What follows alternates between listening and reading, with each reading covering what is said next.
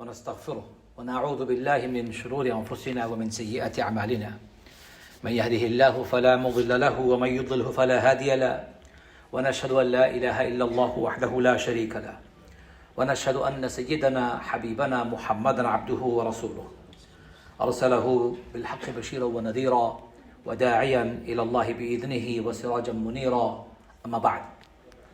My brothers and sisters, Allah Azza wa Jal has given all of us an amazing gift. And that gift is gift of children. Gift of children. And when Allah has given you and I a gift of children, He has given a responsibility and a duty upon all of us to look after our children, to be good to our children, to nurture our children, and to bring up our children in the way that is best for them and that is best for the society. كلكم راع وكلكم مسؤول عن رعيته. Rasulullah said, all of us, each and every one of us, are a shepherd. And every single one of us will have responsibility over our flock and will be questioned on the Day of Judgment about our flock, about our responsibility. The reason I want to talk about children today is because a few days ago, a report was published.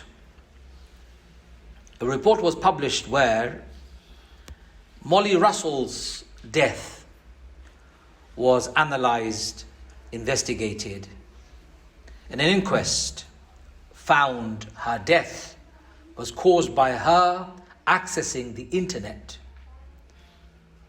and the negative information and the negative impact of the internet use was the main reason why she committed suicide. Now, brothers and sisters, the coroner who did the investigation, Mr. Andrew Walker, came up with 6 recommendations.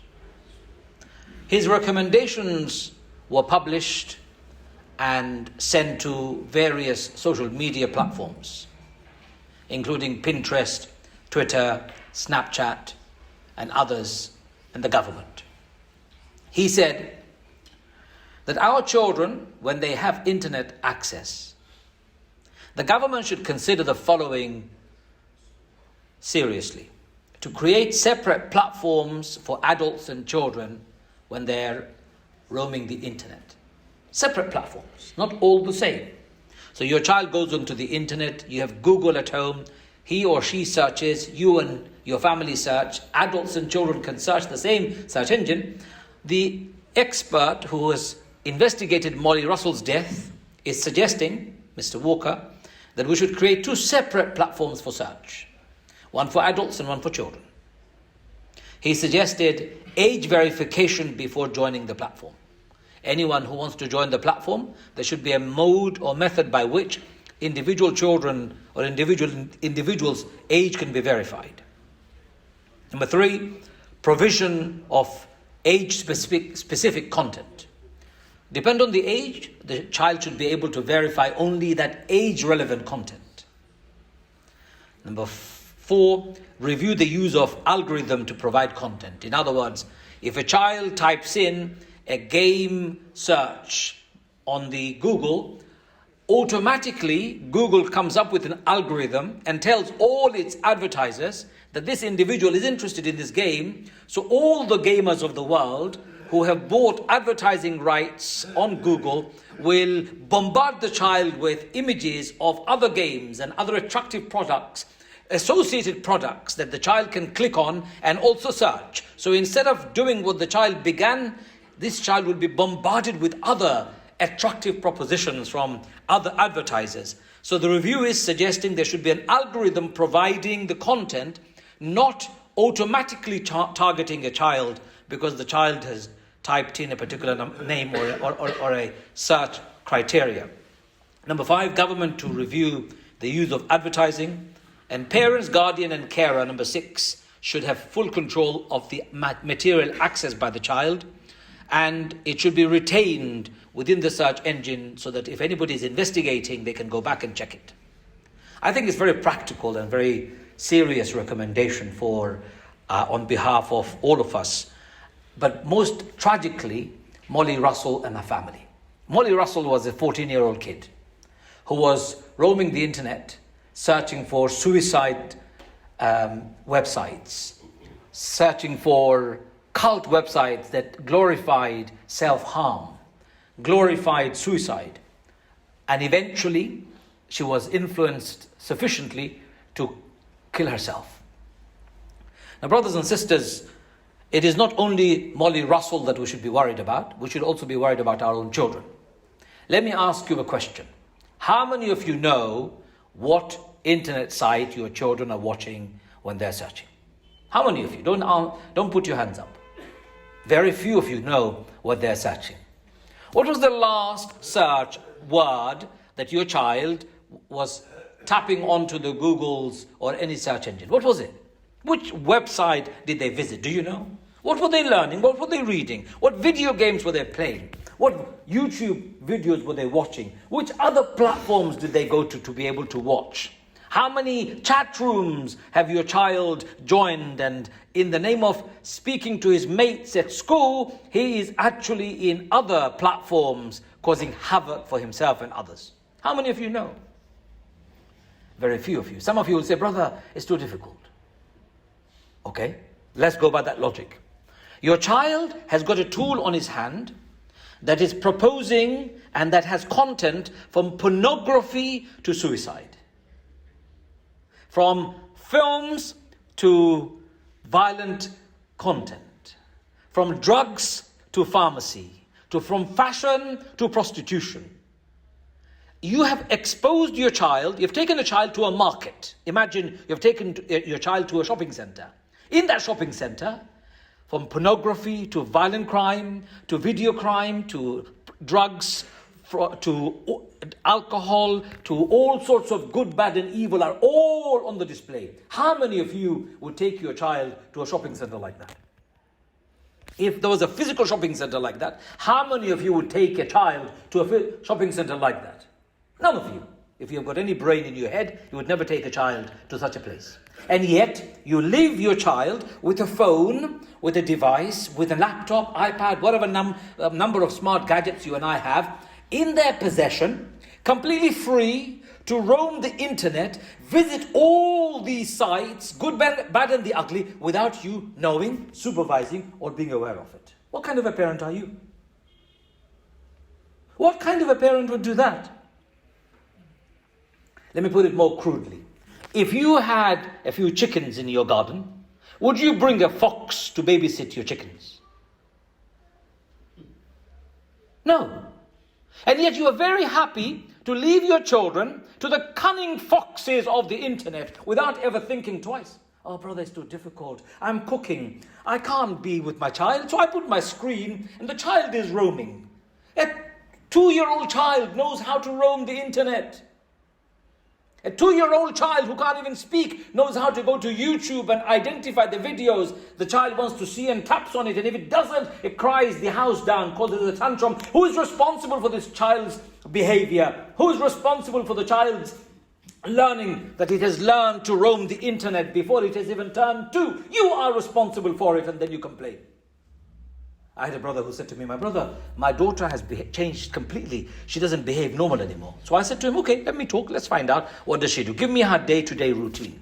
Guess what I found out? At night, she takes the phone into her bedroom, and underneath the duvet, she shares a bunk bed with her sister, younger sister who sleeps below, and she sleeps on top. Underneath the duvet, she is on the phone from the moment she has gone into her room at 9 o'clock, sometimes until 3, 4, 5 o'clock in the morning. What is she doing? The father doesn't know. Why don't you take the phone out of her hand? She's 14-year-old, I can't. She's going to call the police on me. So a 14-year-old kid has a phone in her bedroom, underneath a duvet, covered up. What is she doing with the phone? The father doesn't know. Apparently police will come and arrest him, so he can't do anything about it. Are you surprised your child's behavior has changed? Are you surprised that your child is distant from you, disconnected from you, absent-minded from you, all the time tired, falling to sleep constantly because she is not sleeping on time, he is not sleeping on time, wasting a lot of time on the internet. Brothers and sisters, you may be thinking, brother, why are you talking about the internet? It is so important today. Yes, it is important today. But unqualified people should not be on the internet. Would you give your car keys to your 14-year-old kid to say, go and drive your Mercedes, your Porsche cars, your Land Rover, whatever car that you drive? Would you give your car key to your 14-year-old child saying, go ahead, take a long ride along the wide world of Turnpike Lane. Go on. You won't do that. Why do you think it's okay for your children to have access to the internet without any checks and balances? Do you know children are getting addicted to pornography and gambling websites because of the internet use they have? On their phone, gambling websites are pinging on their phone. Put £1 and you'll be able to get £50. The child is thinking, £1, £50, I can buy my Nike trainers. The child is not thinking anything else. So many children, I am an advisor to one of those anti-gambling organizations or gambling organization helping people to come out of gambling bad addiction. And I see the reports and I see the trail of destruction on our children. Pornography. Adults and children. Children as young as 4 are being exposed to pornography. What are you doing to this child? You're destroying the child's fitrah. You're destroying this child's prospect of a family in the future. You're destroying this child's prospect of having a normal life in the future. Even adults have troubles if they access pornography in their own relationship. Forget about children. And children, you're frying their brain. Normality is gone. Their innocence is being robbed. Molly died. Molly Russel died, and we have sympathy and we ask Allah to protect all our children. My brothers and sisters, I know you would say Ameen and as loudly as you can, but Ameen is not enough. Ameen is not enough. Yes, we must do dua. But dua alone is not enough. You must take care of your children. Allah has made you responsible for your children for a reason. So, his birthday, he's only 14. Let me go and buy him iPhone 14 Pro Plus. Why does a 14-year-old kid need an iPhone 14 Pro Plus? Can you please tell me? Why? What business is he running? What empire is he building? Which prime minister has he become that he needs such a phone? 11-year-old kid I see walking along the road holding the most smartest gadget. Why does an 11-year-old child need a phone like that? You're destroying their future and you're handing over knife on their hand and they could do anything with that knife and you don't even care. Brother, it's special. What's special? My son is 14. And I don't talk from no experience. I have struggled the same as you do. I have not given my son a smartphone. And I have told him, no smartphone for you until you have finished your GCSE exams. Oh, Daddy, everyone else has it at school. What am I going to do with it? I say, son, what are you going to do with it? I don't want to experiment with your life. I don't want to find out after you've done it. It's better for you and it's better for the family for you to have a phone, yes, but have a brick phone with no access to the internet. No, you don't need it. Why do you need it? You have access to the internet in school. You have access to the internet at home. Why do you need a phone on your hand? In our house, phones are not allowed upstairs in any bedrooms. No phones allowed upstairs in any bedrooms. In fact, no gadgets are allowed beyond the ground floor. You come inside the house, you need to use the gadget. I want to see what you're doing openly, no secret. I want to be able to have access to each and every one of those. Some of you may be thinking, that's too controlling. No, I'm safeguarding my children. I'm helping them to become better human beings. And I'm not letting them be exposed to those nasty, vile, awful criminals who are roaming the internet to be able to destroy anything because they want to make money. No morality, no principles. They have none. You and I have. I am protecting them. So in our house, you come inside, you put your phone on the front room. Front room is where it stays. Laptops, front room is where it stays. Desktop, front room is where it stays. And everybody should be able to see what you're doing on it. Listen to this. Why does a 14-year-old need to hide? Or an 11-year-old need to hide what they're doing on the phone or on the internet, on their laptop? Why do they need to hide? What is it they're doing? Okay, if you're a doctor, I understand you've got your doctor's notes, your patient's confidentiality. If you're an accountant, you're managing your customers' clients' accounts. Nobody should see it. If you are a psychotherapist, you've got your notes of your clients. I understand all of those should be kept secret. But apart from your work, professional documents, what else do you need to keep secret on your account? Why do you need to keep secret anything on your account? If you've got something secret and you're afraid of sharing it with your wife or your husband, when you're adult, or your children are afraid of sharing it with you, something dodgy is going on. Something dodgy is going on. So Molly Russell's death has given us all a wake-up call, my brothers and sisters. Take responsibility for your children. Allah will ask you on the Day of Judgment, what did you do to the precious gift I gave you? A child, a life. I gave it to you. You're responsible for it. What did you do? Ya Allah, I left my child with the chicken, with the fox to look after my child. That will be your answer. Because you left your phone, you left your gadgets. Because your phone and your gadget became the babysitter. Your phone and your gadget became the muallim. Your phone and your gadget became the teacher. Your phone and your gadget became the mentor. Your phone and your gadget became the role model. Your phone and your gadget became the light and the beacon of hope and stability for these children. Wallahi, you and I are banking on the wrong thing. We are destroying our future and the future of our children. So, good news is, it's never too late. Bad news is, don't allow your children to be exposed to those. If you do, wallahi, you are risking their future and your future. May Allah protect us, may Allah forgive us, and protect our children. Wa akhir ad-da'wana and alhamdulillahi rabbil alameen.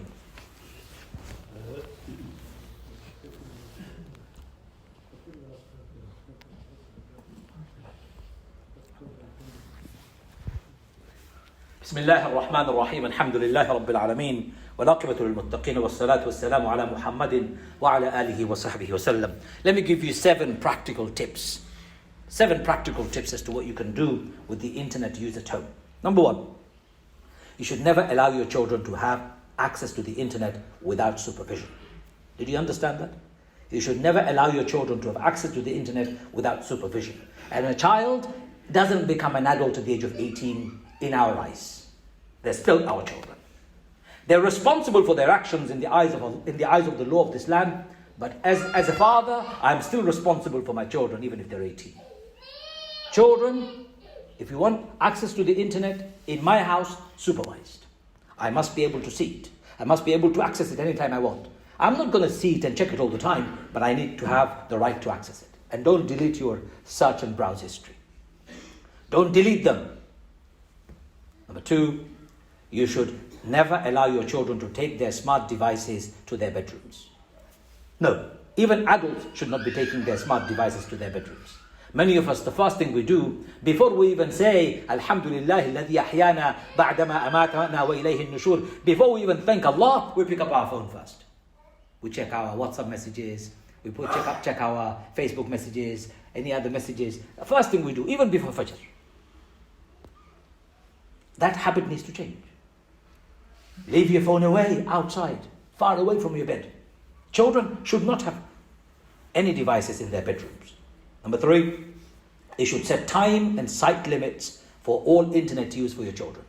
Give them access to the internet supervised, but limited. Okay, my son, you need homework access, 1 hour, enough. What you can't do in an hour, you can't do in 5 hours. No need for more. Your child is graphic designer, working on the computer to design something, fine. You go ahead and design. I'm around if you need any help. But don't hide. You understand, give them site limits and time limits. Number 4, you should keep their smart devices away from dinner table or family gatherings. When you're sitting down to dinner, please don't bring your phone. Put your phone away and tell your children not to bring their phone. Talk to one another. Smartphones don't allow you to talk. These are aid, help. I no longer print my khutbah. I bring them on my note. This is an aid. But if it becomes an impairment for your prayers, impairment for your family's connection, and your children are constantly on the internet, your children are constantly on the phone, something is wrong. Do you know why they're constantly on it? Because they see you're on it all the time. They see you're connected to it. Somebody said to me the other day, the amount of time you touch the phone, if you touch your children or your spouse in the same way, your relationship would be so amazing. It's constant. We're keeping it to our heart. It's in my pocket, right next to my chest. My heart is beating with the internet. My brothers and sisters, dinner table, no phones allowed. Number 5, you should always have access to their devices and regularly check as to see what they're doing. You are helping them, not controlling them. You're helping them so that they don't go into the wrong sites. Number 6, you should evaluate and take appropriate action before it's too late. If you start noticing something has gone wrong, I noticed it with my own son once, I remember. He started behaving strangely. And I said to my wife, something is not right here.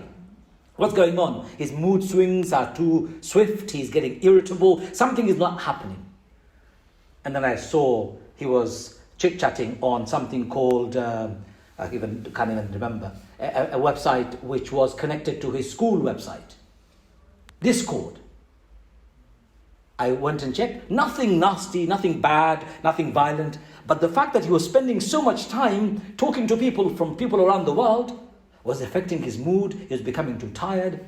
It's impossible for a child to keep up with this kind of constant flow of information. So we took it away. I took the computer away, banned him for 3 months.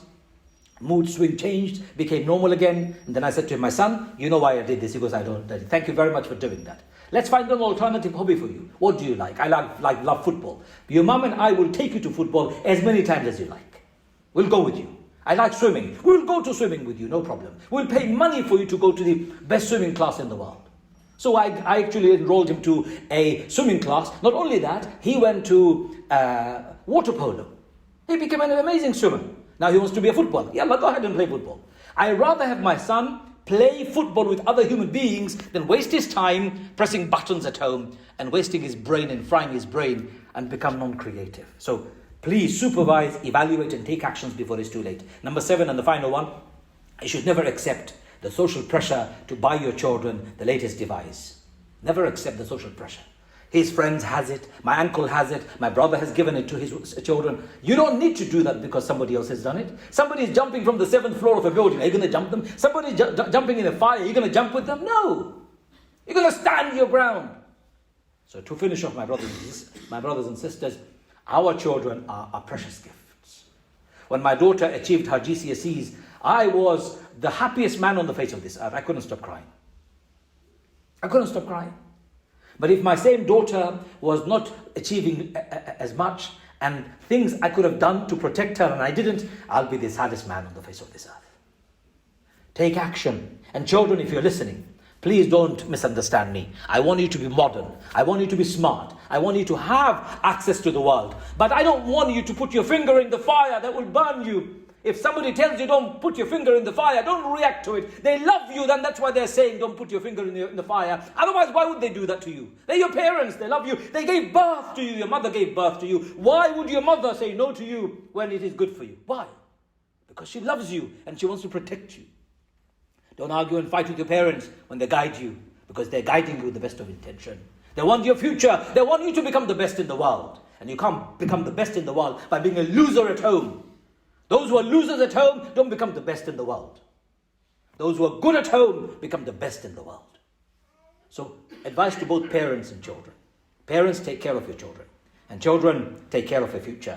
You will only get one opportunity in life. You will never be 15 again. Never be 16 again. Never be 17 again. You will only be one of those age once in your lifetime. I'm now 51. I look back and I say, only if I could go back and become 16, 17, I would do something very different. That regret will come when it's too late. May Allah make our children the best in the world. May Allah give us all to look after our children. Ya Arhamur Rahimin, Ya Allah, Ya Akramul Akramin, protect them, Ya Allah. Protect them, Ya Allah. Make them the ambassadors of your deen, Ya Allah. Ya Arhamur Rahimin, give them the best of this world and the hereafter, Ya Allah. Ya Arhamur Rahimin, protect our children from the evil of internet, Ya Allah. Ya Arhamur Rahimin, enable our children the strength and the abilities to be able to draw the best out of the opportunities that they have in their lives, Ya Allah. Ya Arhamur Rahimin, as parents, make us the best of examples of your deen, Ya Allah. As parents, make us the best of examples of your deen, Ya Allah. Make us the best of examples of your deen, Ya Allah. Make us good parents, Ya Allah. Loving parents, Ya Allah. Understanding parents, Ya Allah. Parents who can encourage our children to become better, Ya Allah. Ya Arhamur Rahimin, Ya Akramul Akramin. Protect our society, Ya Allah. Protect our country from the turmoils and utter chaos that we see in front of us, Ya Allah. Protect this world from the fitna and troubles we see, Ya Allah. Free the world from wars and occupations, Ya Allah. Ya Arhamar Rahimin, free the world from famine and all the other disasters that we see in every part of the world, Ya Allah. ربنا تقبل منا إنك أنت السميع العليم وتب علينا يا مولانا إنك أنت التواب الرحيم. إن الله يأمر بالعدل والإحسان وإيتاء ذي القربى وينهى عن الفحشاء والمنكر والبغي يعظكم لعلكم تذكرون فاذكروني أذكركم واشكروا لي ولا تكفرون والله يعلم ما تصنعون. أقم الصلاة. Please stand up and make the line straight. While you're making the line straight, there'll be a few announcements, inshallah.